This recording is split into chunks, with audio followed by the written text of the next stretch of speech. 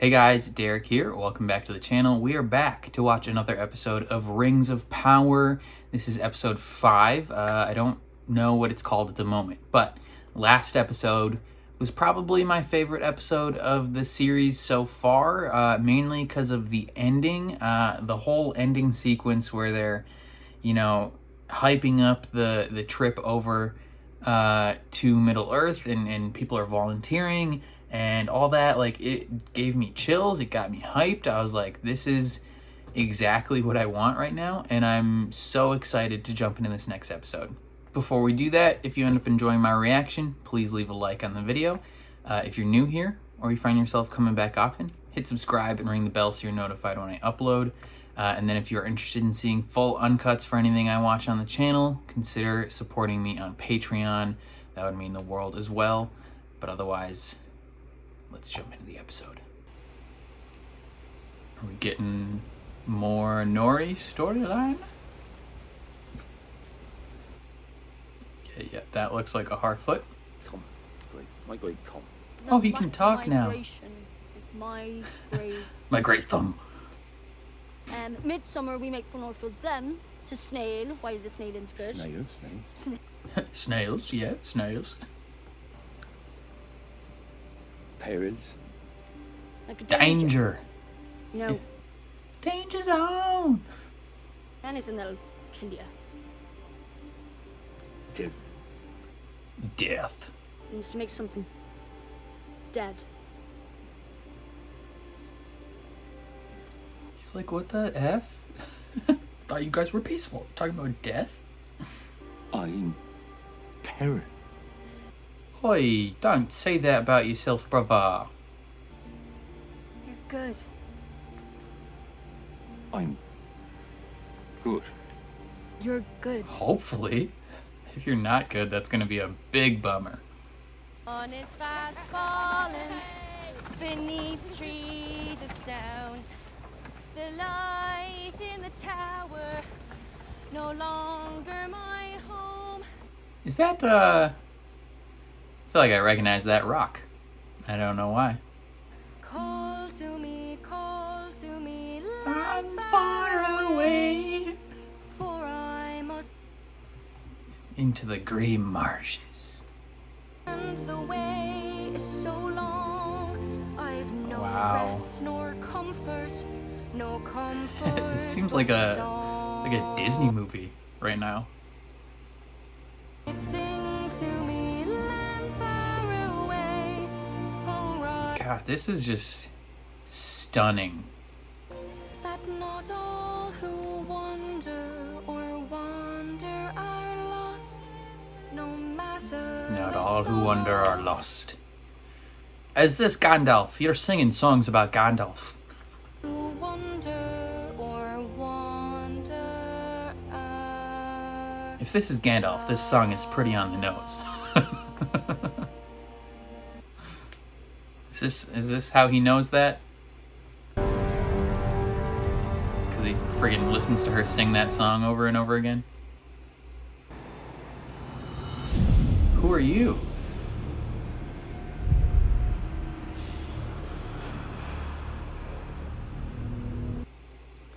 Are you disciples of Sauron?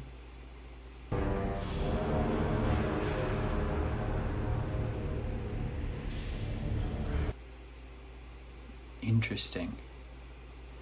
Maybe the stranger is meant to be a vessel for Sauron's soul once Numenor sinks.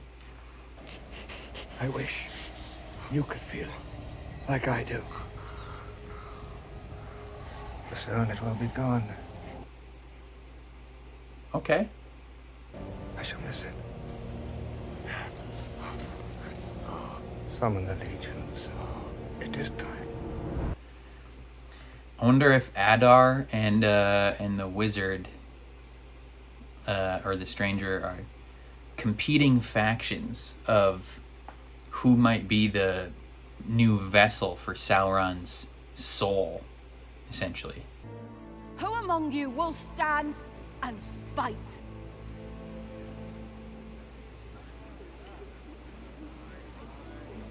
Oh, dang. Never mind. All of them. Heck yeah.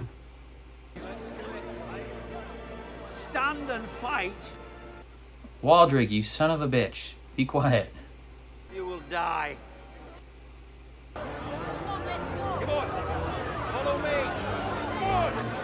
Let's live under oppression. Yeah! Instead of fighting for freedom. Deal.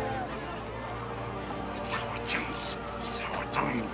Come with me, Conrad. Don't do it, Theo. Don't abandon your mother. You're probably going to be a future Nazgul, but don't go with him.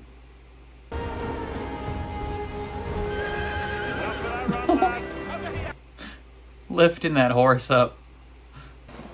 Why wasn't I chosen for the expedition? Thought you were going west. Not anymore. Not till I've done something worthy of Numenor. And what is that? In your words. Cutting off the finger of Sauron. You're being absurd. While you were feigning fidelity to the traditions of this isle, these men were living them. Finding ways to contribute, to serve. They were doing the work. Risk Numenorian lives for some grinding Southlander and a warmongering elf? Why are you sending out Kingsley to die? He's sending them all to leave so that when they're all gone, he can be in charge of everyone.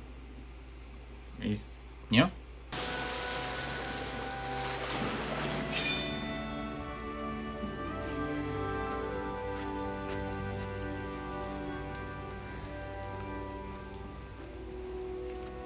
Look at this dude like, damn, you made this? This is a bitchin' sword, man. My thanks, Lord Halbrand.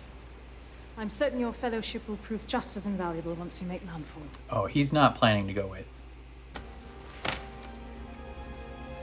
Find another head to crown. I think he'll go. After he sinks this island.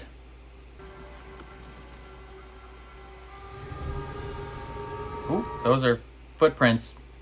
We don't like those.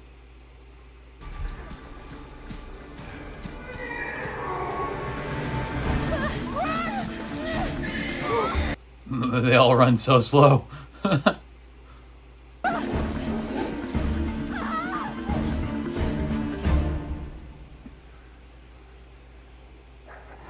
Oh, I was like, what's chasing? Stranger! Give the stranger his stuff! That's what he needs.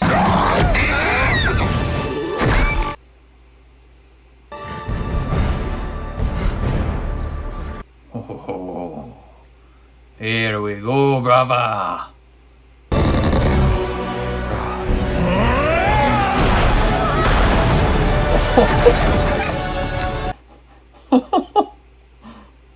God dang, dude. Ooh. What the F just happened to your arm?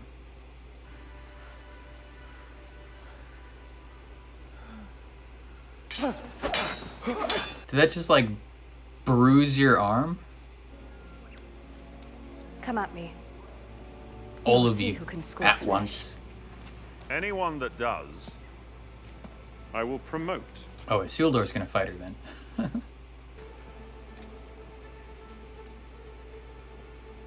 He's so confident.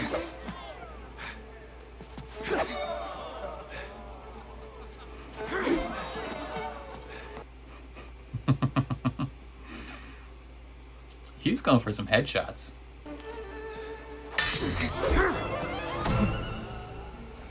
Swordsmanship is about balance rather than strength. Fight with your feet, not your arms. True facts.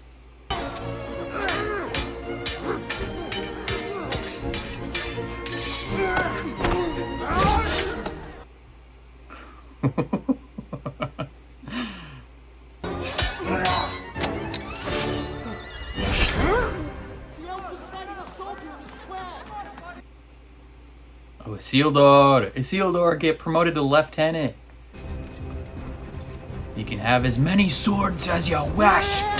It will do nothing. Keep moving. Just turns it backwards like, don't even try it. This is how Isildur gets on the crew. He scores a little bit of flesh.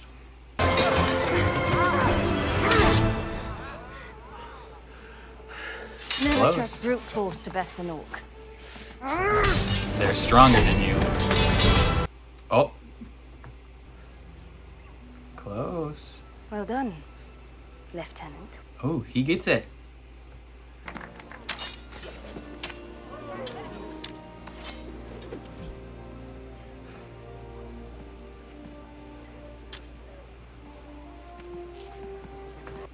He's accomplished with a sword. He can kick it up in the air like a soccer player.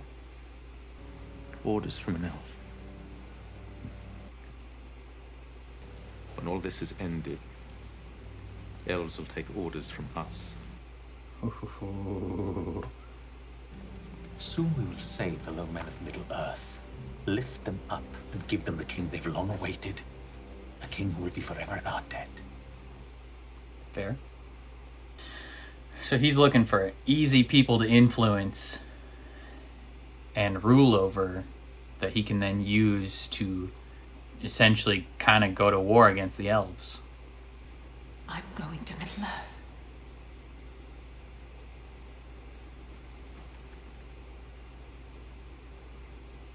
Then it is truly past the point of turning around.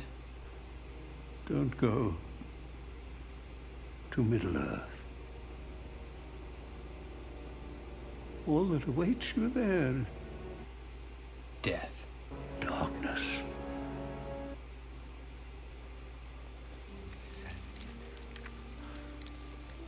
What the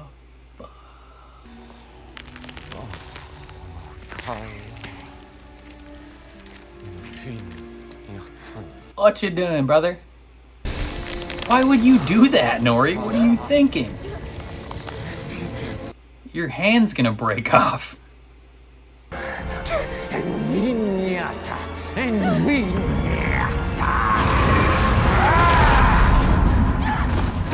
Oh.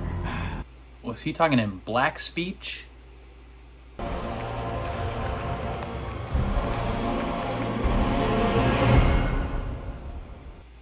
What is going on with him?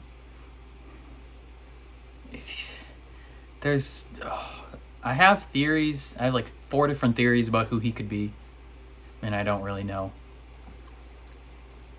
Typically takes you people weeks just to decide to take a shit. If I may. Oh, man. This stone grows only at certain depths. We consider each to be a precious gift. We reserve its use for the most sacred purposes. Interesting. Our tombs to our honored dead. And they gave you it for a table. I went to Khazad-dûm with a proposal of friendship, but in truth, you sought something far more tangible, didn't you? Are you familiar with the Song of the Roots of Ithaglir? No. So does Gil-galad think that the dwarves found a Silmaril? On one side fought an elven warrior. The heart as pure as Manwë. On the other, a Balrog of Morgoth channeled all his hatred into the tree to destroy it.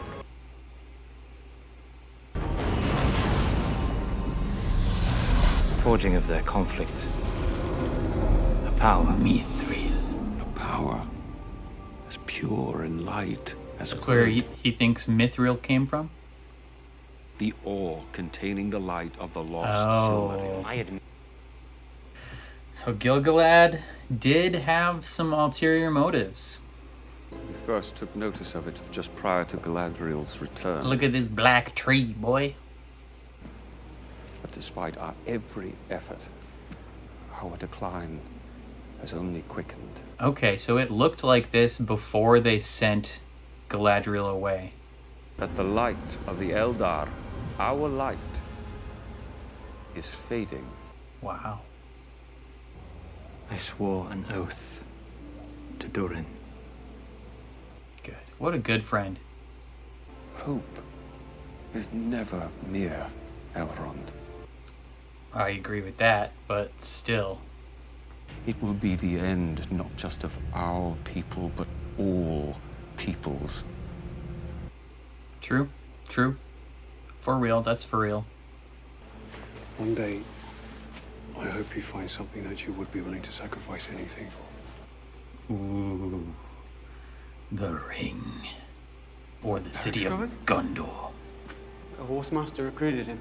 You're taking his horse? Brother. Oh, he's gonna burn the boats. You rat bastard.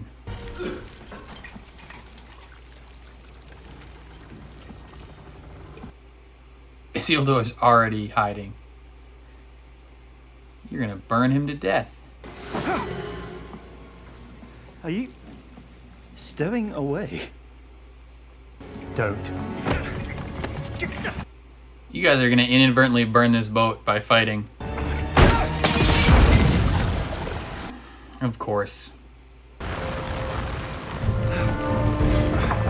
Idiots. Let him die. Let him die. Holy shiz, dude.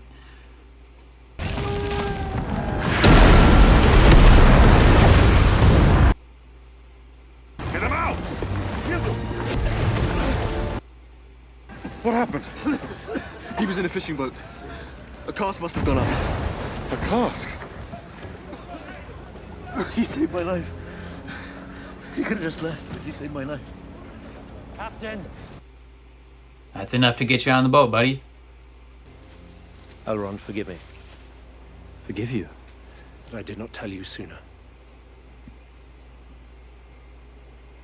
Oh, the reason he was there? You knew. Yeah. You rat bastard.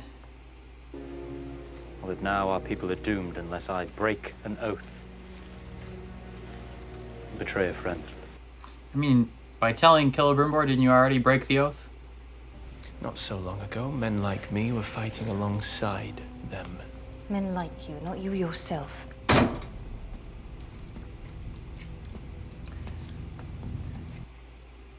Maybe if he is Sauron, he was fighting himself. They will cast me out. So will you. What did you do? What do you know of darkness? Who is it you lost? My brother.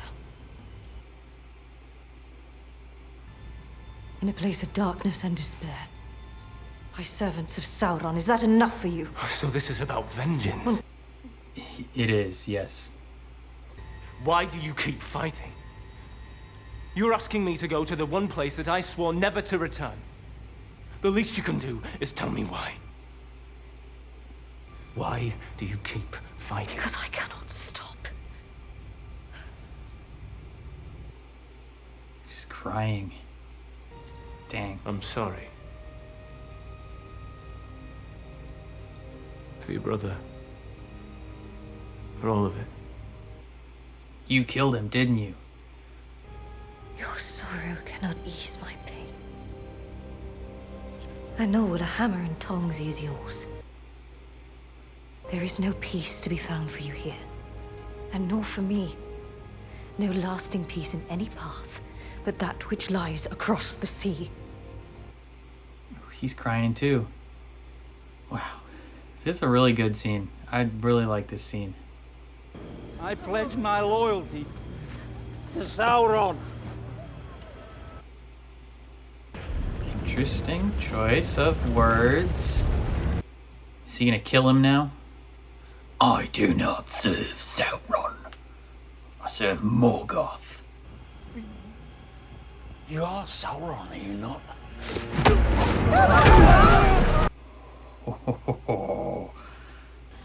Only blood can bind. Oh, Drake. Oh, he's resigned himself to killing the kid. Is someone gonna intervene, or is he gonna kill this kid? We're all about to be buried in this tower, so why be buried with us? This is the right thing to do. Whispers and the knives. I've come to know the voices and the hands of those behind them. So lift your aim.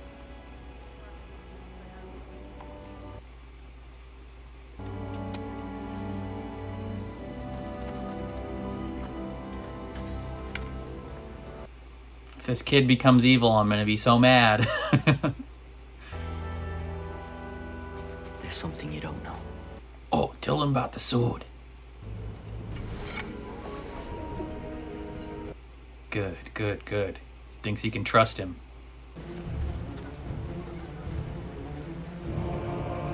Oh, snap. There's another one just chilling there? Or is that one made of stone? I can survive this, Bronwyn. There is a way. Kiss. That's the way. Declaration of love. And when they march upon us, this tower will fall. She's... that's the... That's how you win. Knock the tower down. Crush them all. Dang. They're bringing the whole thing back. You made it up, didn't you? This has been on the new table for years, so. That's incredible.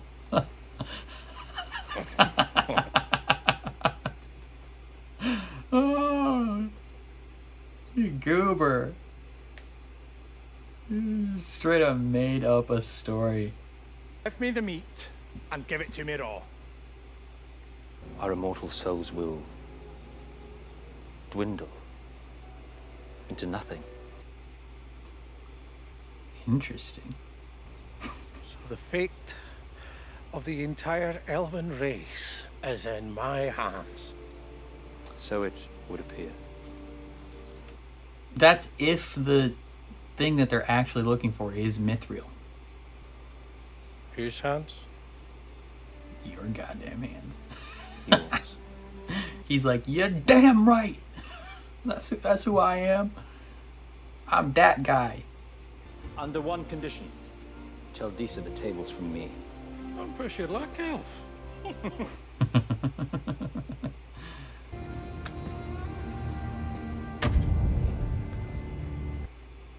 Interesting. I wonder what's in his little pouch.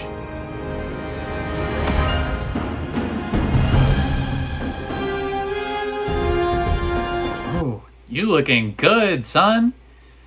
God dang. Ooh.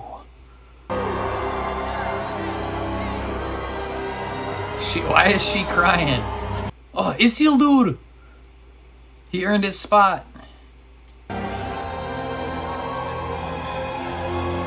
And she's devastated. 3 ships and a bunch of little dinghies.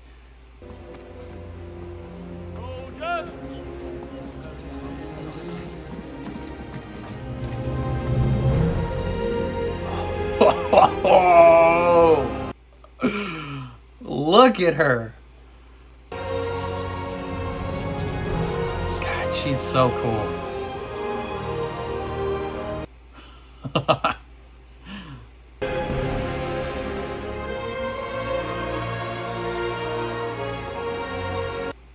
Galadriel's awesome, dude.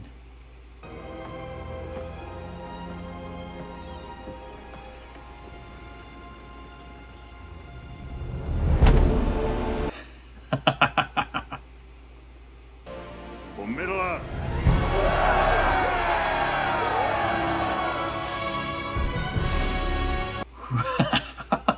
I'm like almost about to cry. Oh my gosh.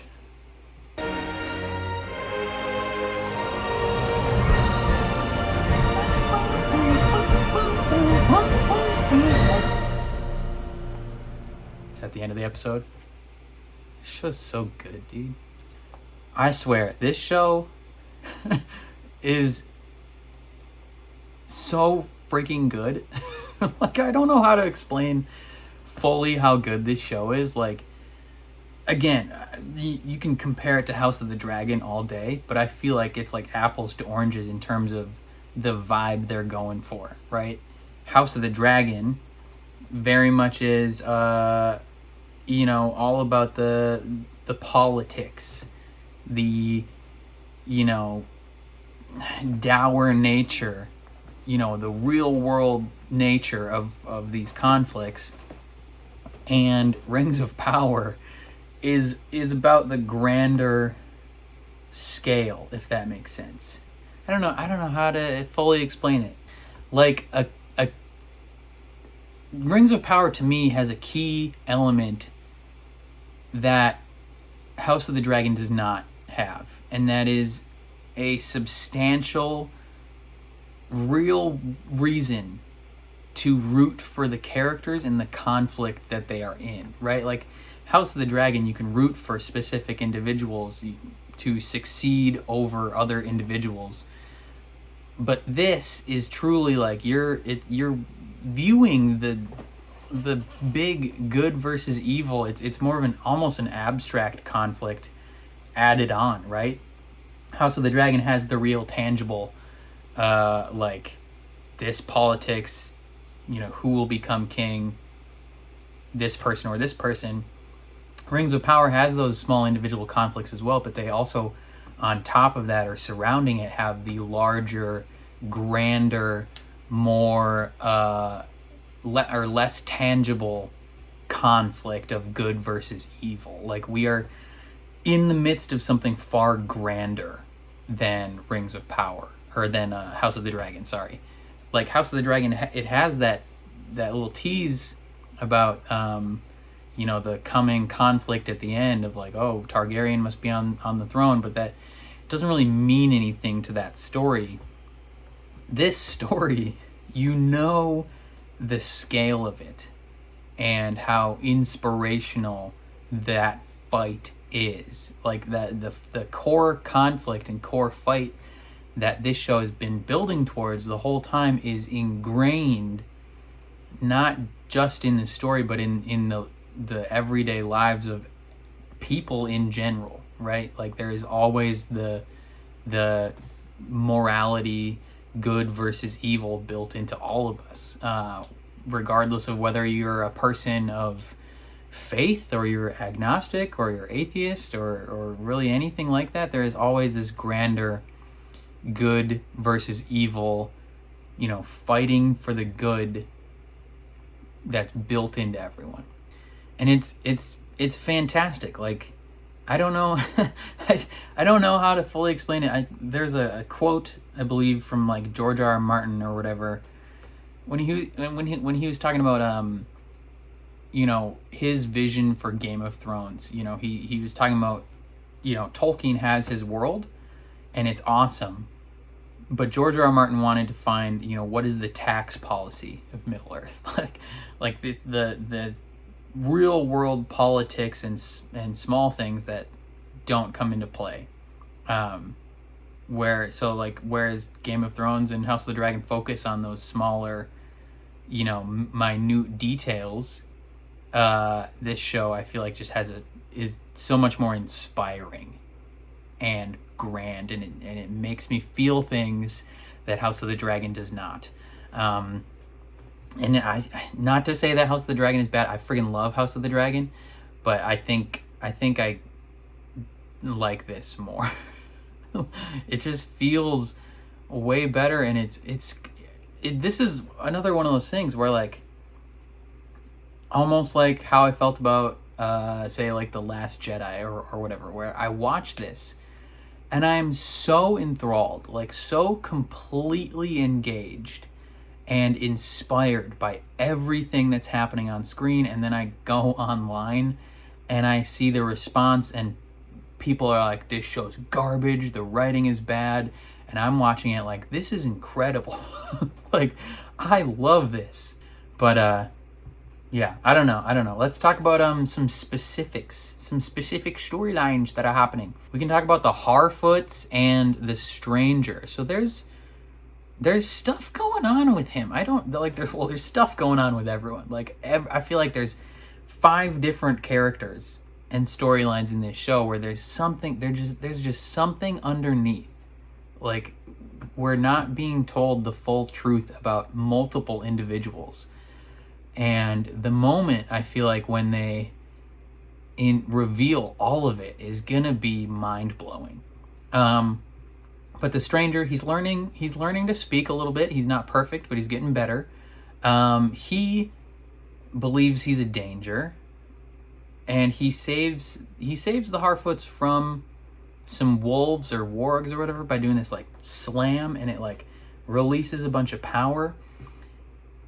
And I'm not sure 100% what to make of that, because I feel like the last time we've seen that like effect used in the Lord of the Rings, if that makes sense, like that expulsion of semi-transparent power like that, the immediate impression I got from it was the opening battle of Fellowship of the Ring.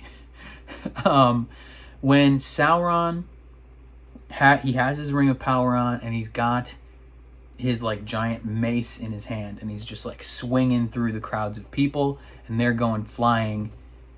It like gives off a similar looking effect, and I know this is not made by the same people, obviously, so that effect isn't like an automatic translation towards that, but I feel like there's a connection there, and I don't know what it is. And we cut to, or we see, and it's, I don't know, it's so, I have theories about who the Stranger could be, and it almost ties into who Adar is as well, and I'm not 100% sure if it's right. Like, it's off the wall theory that kind of doesn't 100% make sense, but it could be making sense. I don't know. So from what I know of Second Age lore or whatever, Sauron is on Numenor when it sinks. Like, he convinces Pharazôn to go to war against the Adar, essentially, or the what are they called, the essentially the people in elf heaven. he convinces them to like sail west and go to war against them, and because of that they sink Numenor, and Sauron is like on Numenor when that happens, and his physical body dies, and then his soul goes away, and it takes him a while to like come back to physical form. Same thing kind of happens at the start of Fellowship, where his physical body dies and then goes to Mordor and then slowly comes back. Since they're compressing the timeline of this show, it could be a situation of like he dies and then his soul goes to a different body, and maybe the Stranger and Adar, or one or the other, either both or one of them, is like a potential host for Sauron's soul. Because I'll start with the Stranger, because he has this like, he has a power inside him that, he fell from the sky, and the fire and stuff, and there's connections there, and but like his body isn't fully like strong enough, I don't know, and maybe he needs like Sauron's undying soul in him to like fully take control of that power and that ability and use it effectively. That could be a thing. Adar, he talked about how he's not a god yet, and when that villager is like, "Are you not Sauron?" He gets a little angry. He gets a little angry and he choke slams him. And so maybe he's like, he knows that he is destined to become Sauron, and he isn't yet. This could also tie into Halbrand, because he's like, oh, I'm the king of the Southlands or whatever. I have a destiny. Maybe he is also like a potential host for Sauron's soul, and he knows, maybe Halbrand knows that he's actually the right choice for Sauron's soul. And so like there could be like various competing sides that are like all trying to, or all believe that they are the one that will inherit Sauron's soul when his physical body dies. I don't know. It could be. It's just, we don't know who Sauron is yet. Like if Sauron himself is masquerading as one of these characters and then will eventually reveal himself, or like what's gonna go down with all of that is lots of stuff still to think about. And Halbrand definitely, he doesn't want to go to Middle Earth yet, because maybe he knows that his destiny is to become Sauron. You know, maybe it's like an Orochimaru situation where like Sauron is just picking and choosing people, and he's like, hey man, if I die or am grievously injured, you're my next body. And he'll just like take control. Like his soul will leave whatever body he's in and go into theirs. I don't know. It's kind of an off-the-wall theory, but since they're compressing the timeline, it could be, because I don't know if in the Tolkien lore, if it's ever established fully like how Sauron gets his physical bodies. I think it, you know, they just say like, oh, he got like, it took a while for him to become physical again. It could very well be a situation where he just claims someone else's body. I'm very curious. Lots of drama about potentially going over to Middle-earth and not going to Middle-earth. The king does not want them to go now, because he probably realizes his daughter's going to die over there and that there's just darkness involved. All the people are training to go over there, and Galadriel works these kids, bruh. She's like, you know, you guys don't know how to fight. Like the correct way to fight elves or fight orcs is to keep moving, use your feet, be swift. You're all trying to kill people with power strokes, like you're too gung-ho, which is kind of funny considering Galadriel's the one that's always gung-ho. Meanwhile, Pharazôn, he doesn't want to go, and he wants to go, but like he wants to go for the potential to like enslave the elves, essentially. Like he believes the Númenóreans are the rightful rulers, and he thinks if they go, save all these men, you know, maybe they win, save all these men, they have essentially kind of like a whole race of people now that they are like, that a whole race of people that are indebted to them and will help them in their conflict against the elves and feel very obligated to do so. So I'm very curious, because in the history, Pharazôn is the one that Sauron influences to attack the frickin', not Adar. Adar's the dude. The Noldor, what are they freaking called? Why can't I think of their name? What else went down? The stranger did some weird ice thing to like heal his arm, and he like freaked out Nori. And he was like chanting something. I don't know if that was like black speech or what the frick he was doing. Durin and Elrond go and have dinner with Gil-galad and Celebrimbor. And Gil-galad is trying to find out, like, did the dwarves find Mithril? Because he believes that it is like this ancient substance that contains the light of the Valar, and can like save the elves, right? Because he believes the elves are going to diminish because they're like their sacred tree or whatever that's like tied to the life force of the elves is dying, and he thinks if they can find Mithril, because he believes Mithril is descended from that weird white tree in the battle between it, that it will save the elves. And Celebrimbor knew, and that was the whole purpose of sending Elrond there, and Elrond didn't know, and he feels bad, and he tells Durin that like essentially like the fate of the elves rest on your shoulders, but that's also dependent on Mithril actually being what they need. Like, because if Mithril is not the substance that contains the light of the Valar, then they're doing all of this for nothing, essentially. I mean, granted, it's not necessarily like a huge deal. The dwarves are just like allowing people to know about it, or like, well, I mean, they're giving it all to the elves essentially. But I love the fact that he straight up lied to Gil-galad about the table. He's like, oh, this table is only for our highest honor, and Gil-galad's like, oh, we'll give it back to you. And Durin's like, Elrond is like, you made that up. He's like, I did, yeah. It's hilarious though. And so they're going back to Khazad-dûm, and that is, we'll see what happens there. But then some of my favorite moments in this episode included Galadriel talking with Halbrand about like trying to convince him essentially to come to Middle-earth, and talking about those they've lost, where she talks about losing her brother and he says, I'm sorry.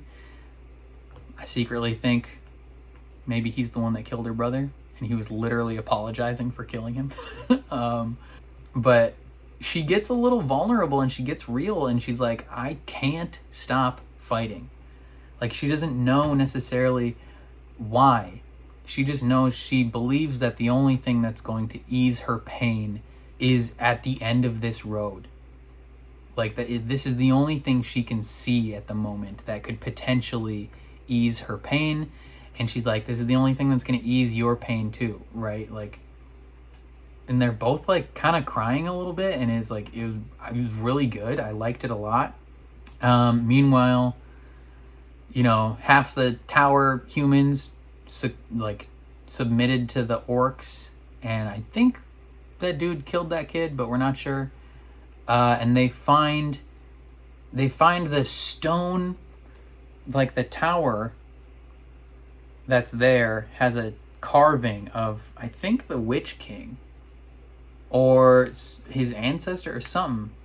I don't know, but they have the Morgul blade. It might not be the Witch King. It might be Sauron or Morgoth, and they have that like Morgul blade that enslaved men somehow.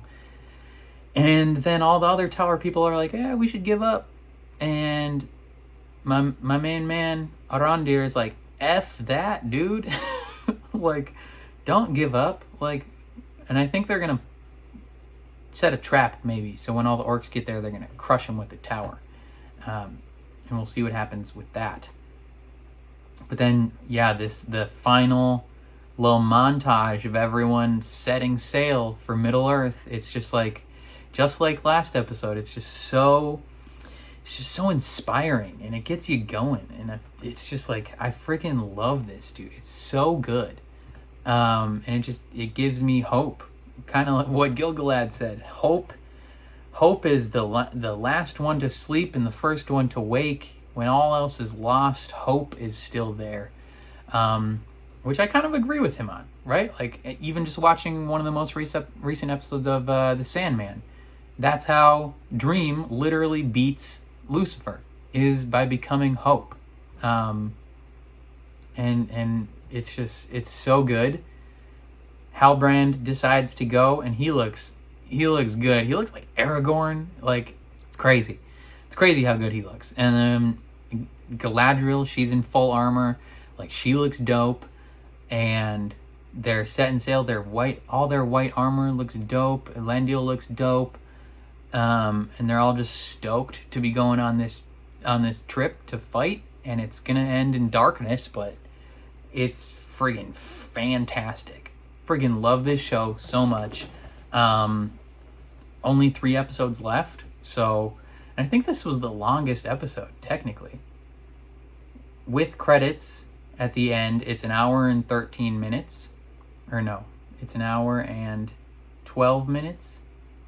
An hour and 12 minutes with credits at the end. Like an hour and 7 minutes without credits, which I think at this point is the longest episode so far. I wonder if they'll maybe do a Stranger Things type thing where the last 3 episodes are just super long. That would be really, really interesting. But this show is just grand in scale. It's epic. It is inspiring, and I am loving it. Let me know what you guys thought of the episode down below. I would love to hear your thoughts. Hopefully you guys are enjoying it as much as I'm enjoying it. If you enjoyed my reaction, please leave a like on the video. It means a lot to me. It helps my channel grow. If you are new here or you find yourself coming back often, hit subscribe and ring the bell so you're notified when I upload, especially if you want to see me react to the rest of the Rings of Power. And then if you want to see the full uncut version of this reaction, consider supporting me on Patreon. That's linked in the description below. But otherwise, thank you for watching, and I will catch you guys next week.